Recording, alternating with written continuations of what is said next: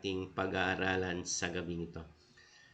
Saglit po tayong manalangin. Dakilang Diyos na makapangyarihang sa lahat, sa inyo po namin ugad patuloy ipinagkatiwala ang lahat ng bagay.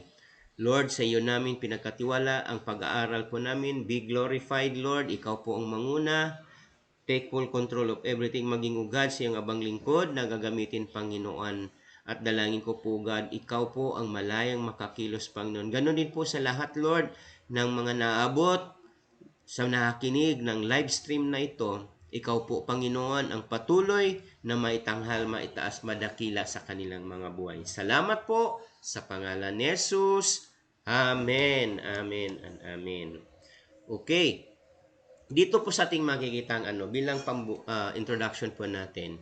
During the time in Abram's day, sheep and cattle owners could acquire great wealth. Kita po natin, Abram's wealth not only included silver and gold, but also livestock.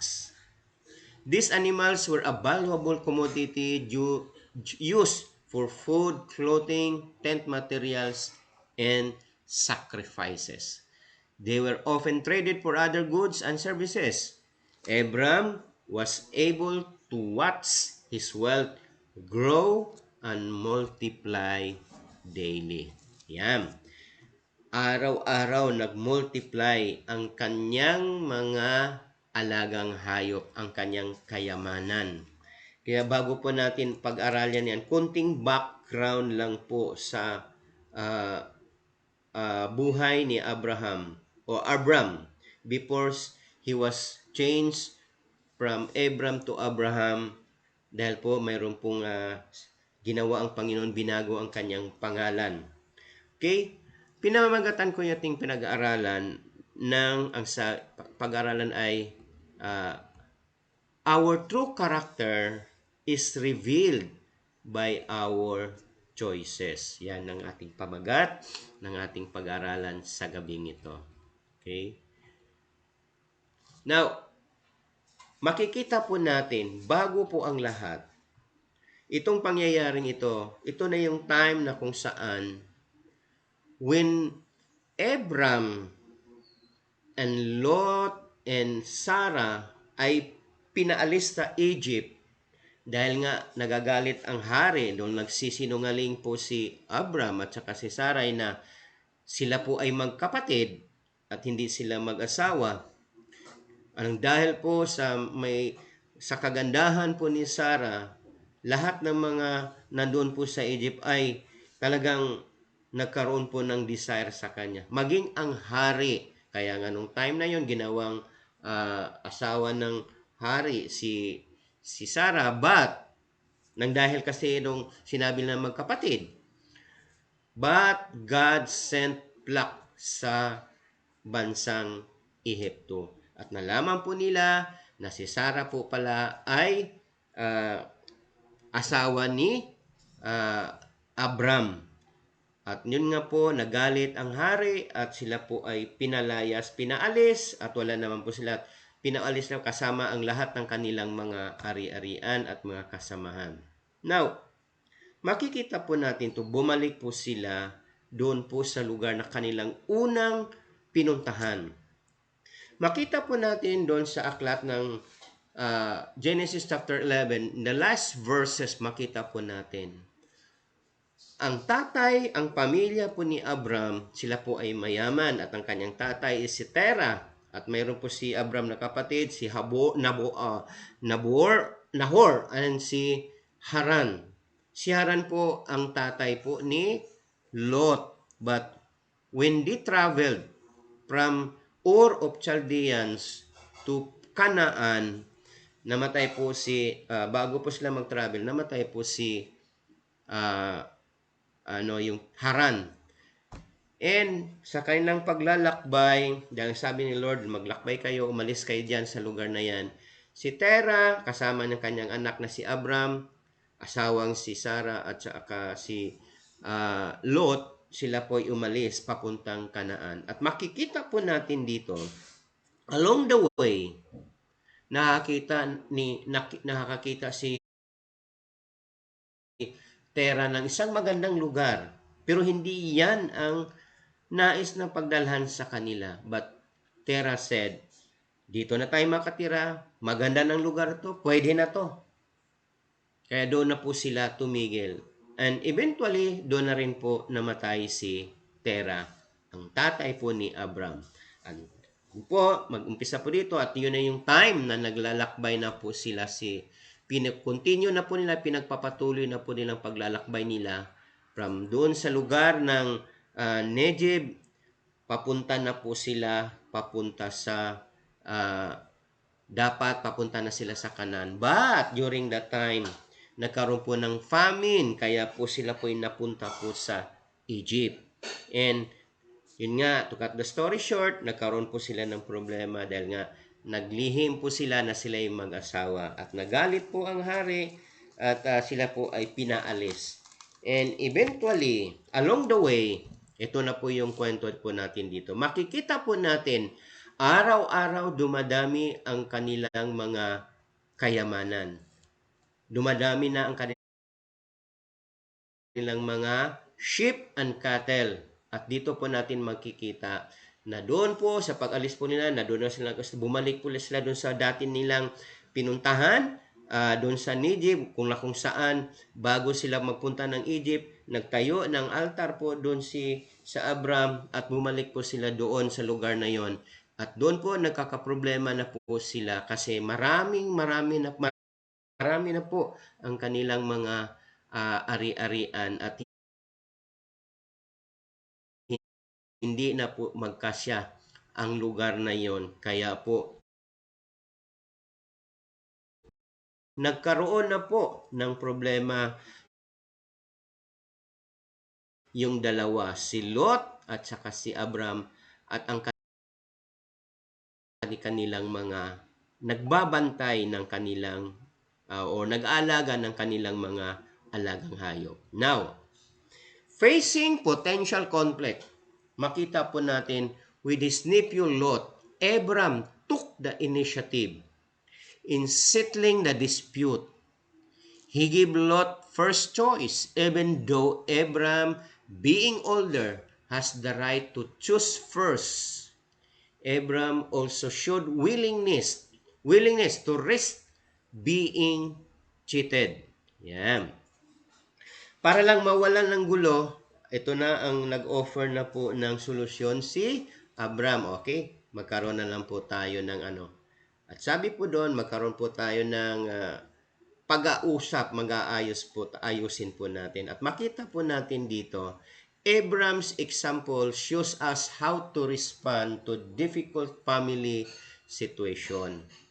Alam niyo po ba na sa panahon natin ngayon, kahit po sa magkakapamilya ay nagkakaproblema, nag-aaway na, lalong-lalo na pagdating sa mga ninuno, mga mana sa kanilang mga ninuno. Makikita po natin, lalo sa panahon natin yan, maraming nagpapatayan, maraming nag-aaway, maraming nasisirang relasyon na magkakamag-anak, magkakapamilya, nang dahil lang sa hindi naaayos ang kanilang mga mana o mga ari-arian. Pero makita po natin, in times of Abram's example shows us how to respond difficult family situations. Makita po natin, he take the initiative in resolving conflict.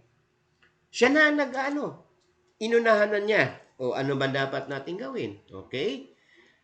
Nagkaroon po sila ng pag-uusap. And let others have first choice. Even if it means not getting what we want. Okay?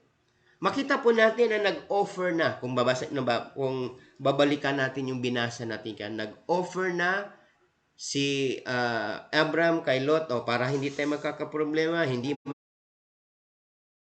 mag-away-away ang ating mga tauhan, ganito na lang ang ating gawin. Ikaw ang mamimili. Kung doon ka sa kabila, kung doon ka, dito ako sa kabila. Kaya makikita po natin ito, ang initiative ni Abram ay napakaganda.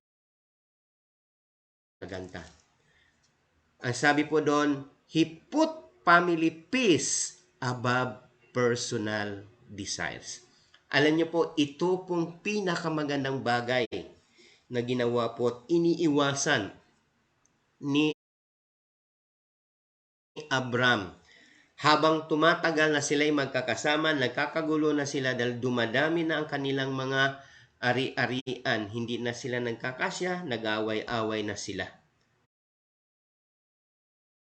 Kaya ang ginawa ni para hindi magkaroon ng pag-aaway, magkaroon pa rin ng kapayapaan ng pamilya, nagbigay si Lot o si Abram kay Lot. At doon po nagbigay siya ng choices po. Kaya makita po natin, sabi po doon, surrounded by hostile neighbors, the herdsman of Abram and Lot should have pulled together. Instead, they let petty jealousy tear them apart. Similar situation exists today. Christians often bicker while Satan is at work all around them. Bicker means away, quarreling, altercation. Kaya makikita po natin, sa panahon noon natin, ganito rin po ang nangyayari noon.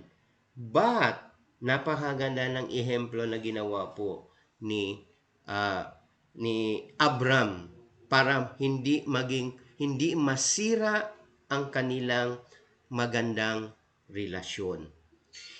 Makikita ho natin, ang sabi doon, he put family peace above personal desires. Kapatid, sa panahon natin ngayon, nag-aaway ang pamilya. Anak, kalaban ang mga magulang, sa mga kamag-anak, sa kapatid, nag-aaway. Kristiyano na yan. Nag-aaway sila dahil sa mana. Yes, totoo yan. Pero makikita po natin, dito po makikita po natin, gaya ng ating sinabi kayo na, kung ano ang karakter ni Lot. Si Lot po ay pamangkin po ni Abram. At makita po natin, supposed to be, si Abram na ang mamimili saang lugar siya pupwesto. Kung ano ang gusto niya, ba't nagparaya po siya kay Lot? O Lot, saan ba ang gusto mo? Mamili ka. Yan, mamili ka saan mo gusto. Kung diyan ka, dito ako. At dito po natin makikita. Ang sabi nga po doon, rivalries, arguments, or disagreement among believers can be destructive in three ways. Kapag hindi na ayos ang mga problema, kahit magkakapatid po sa pananampalataya, magkakamag-anak, ang sabi po doon, they will damage goodwill, truth, and peace, which is the foundations of good human relations. Okay? They hamper progress towards important goals, and they make us self-centered rather than love-centered. Ito ang mangyayari kapag ang isang mananampalataya ay hindi nagkaroon ng maayos na hindi na ayos ang hindi magandang pangyayari sa kanilang mga buhay. Especially, ang sabi nga doon, towards doon sa mga kayamanan. They damage goodwill, truth, and peace, which is the foundation of good human relations. At naghahamper po ito na makamit natin ang napakagandang at importanteng mithiin po natin, maging sa church po natin. Ito po yung lumahad lang sa mga magagandang plano ng Panginoon para makamtan natin ang ating minimithi. At nagiging self-centered na rin tayo. Kaya maraming Kristiyano self-centered po, pero hindi na po dapat yan. Dahil ang sabi ng Biblia, kailangan po maging compassionate po tayo. Be compassionate po tayo sa kapwa. Kaya meron po tayong core values. Tamang-tama yan sa ating core values. P-Life. Di ba? Passionate love for God. Number 2. L, love and compassion. Love and passion for others. Ibig sabihin, meron tayong passionate heart sa kapwa po. Kaya, makita po natin, kapag hindi naaayos ang mga bagay na yon, magkaroon po ng problema, maging ang iglesia. Pero doon sa ipinapakita ni Abraham sa kanyang pamilya, kay Lot sa kanyang pamangkin, makita po natin, bagaman si Abraham ay mas matanda, dapat siya ang nauna, nagparaya siya, nagbigay siya ng daan para kay Lot upang siya'y mamili. Now, Jesus understood how destructive arguments among brothers could be. Yan.